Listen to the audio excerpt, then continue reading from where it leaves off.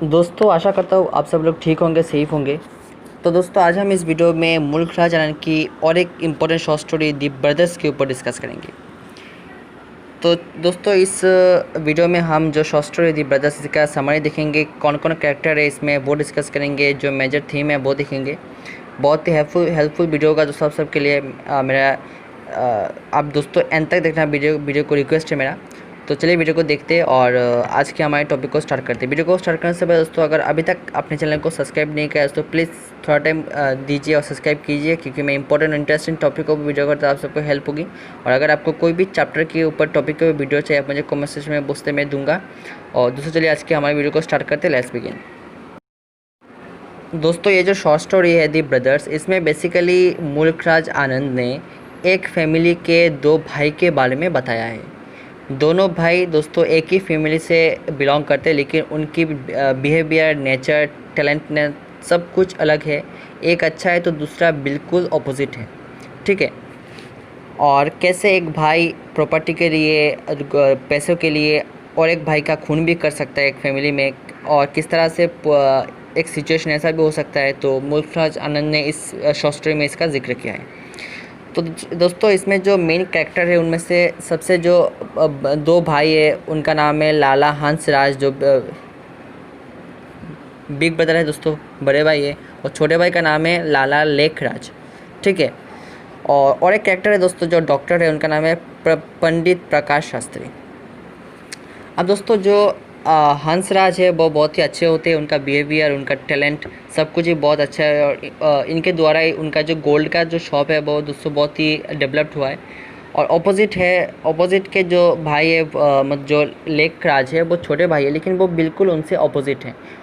उनकी तुलना में उनका कोई भी गुण नहीं है, बिहेवियर भी ठीक नहीं है। और इसके द्वारा दोस्तों क्या होता है कि जो लेखराज होता है उनको हंसराज से मतलब जलना स्टार्ट हो जाता है कि मेरे भाई इतने अच्छे, इतने टैलेंटेड है, उनके द्वारा पूरा बिजनेस स्टार्ट हुआ है, लोग उनको इतना पसंद करते हैं, लेकिन मैं तो कुछ भी नहीं हूँ। इसके द्वारा क्या होता है कि उनके एक एंगर हो जाता है दोस्तों, ठीक है। हंसराज के प्रति जो भाई है लेखराज का एक एंगर स्टार्ट होता है, जलन स्टार्ट हो जाती है और उनको मारने के लिए वो प्लान करता है, ठीक है।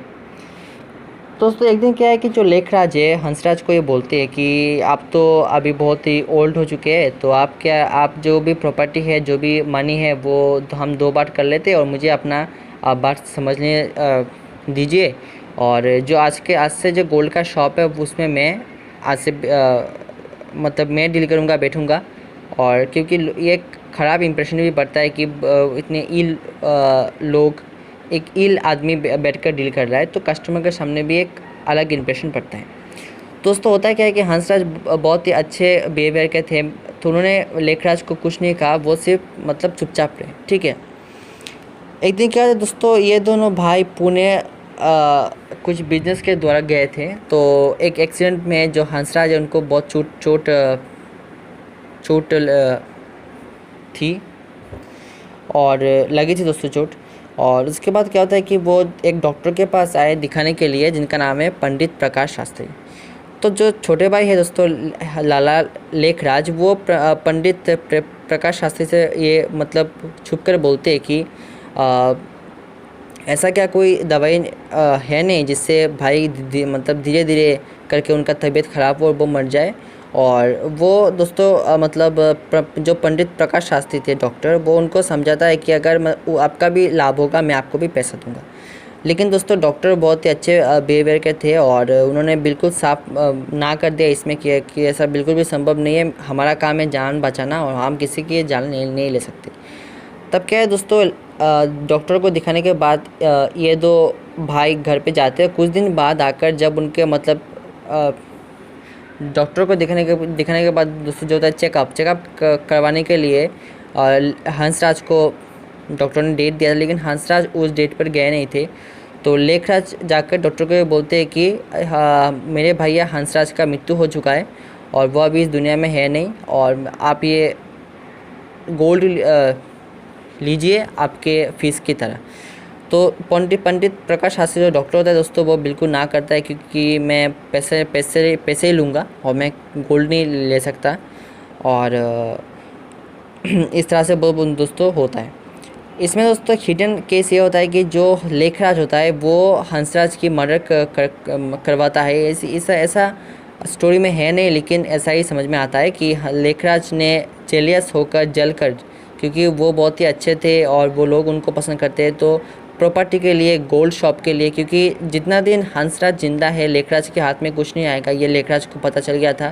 क्योंकि हर किसी प्रॉपर्टी में, वेल्थ में, पैसों में बड़े भाई का हाथ सबसे पहले होता है। और इसलिए दोस्तों लेखराज ने हंसराज को मरवा दिया और बाद में जाकर उसका सब कुछ हो गया, प्रॉपर्टी, पैसा, सब कुछ, जो गोल्ड का शॉप है सब कुछ उसका हो गया।